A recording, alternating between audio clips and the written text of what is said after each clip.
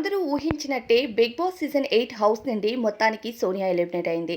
Elimination తర్వాత నిఖిల్, పృథ్వీ పరిస్థితి అయితే మామూలుగా లేదు హౌస్‌లో.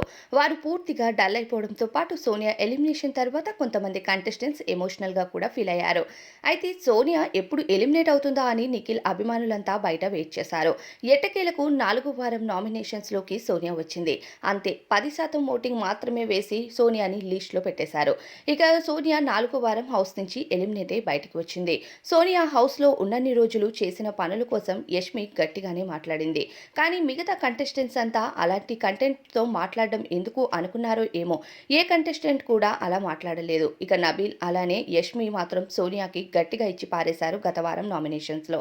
ఇక చూసే జనాలు కూడా హౌస్‌లో ఆట మారాలి అన్న హౌస్‌లో ఉన్న కంటెస్టెంట్స్ అయిన నిఖిల్, సోనియా, పృథ్వీ ఆట మార్చాలి అంటే సోనియా ఎలిమినేట్ అయ్యి హౌస్ నుండి బయటికి రావాలి అనే నిర్ణయం తీసుకున్నారు.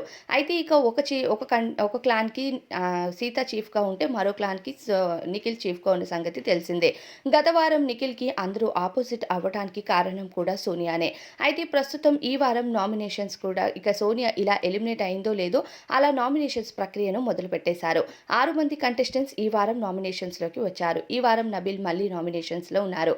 నిఖిల్ అలానే విష్ణుప్రియ, నాగమణికంఠ దాంతో పాటు నైనిక ఇక యష్మి, ఆదిత్య ఓం కూడా ఈ వారం నామినేషన్స్‌లో ఉన్నారు. కేవలం 6 మంది కంటెస్టెంట్స్. ఇక 5వ వారం నామినేషన్స్‌లోకి మళ్ళీ నాగమణికంఠ చేరుకున్నాడు. అయితే గత 4 వారాలుగా నామినేషన్స్‌లో ఉన్న నాగమణికంఠకు ఈ వారం కూడా రెస్ట్ దొరకలేదు. ఇక 5వ వారం నామినేషన్స్‌లో కూడా నాగమణికంఠ ఉన్నారు.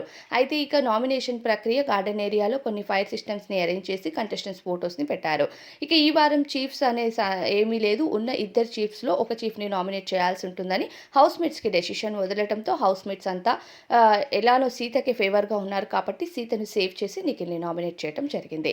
అయితే ప్రస్తుతం నిఖిల్, సోనియా వెళ్ళిపోయింది అనే బాధలోనే ఉన్నారు. ఇక మండే రోజు మార్నింగ్ సాంగ్‌లో కూడా నిఖిల్ కానీ, పృథ్వీ కానీ పార్టిసిపేట్ చేయడం జరగలేదు. ఇక హౌస్‌లో ఉన్న కంటెస్టెంట్స్ అంతా సోనియా వెళ్ళిపోయిందని నైనిక, సీత, నిఖిల్, పృథ్వీ వీళ్ళ నలుగురే ఎమోషనల్ అయ్యారు కానీ మిగతా కంటెస్టెంట్స్ అంతా మాత్రం ఇక సోనియా ఎలిమినేషన్‌తో హ్యాపీగానే ఉన్నారని చెప్పాలి.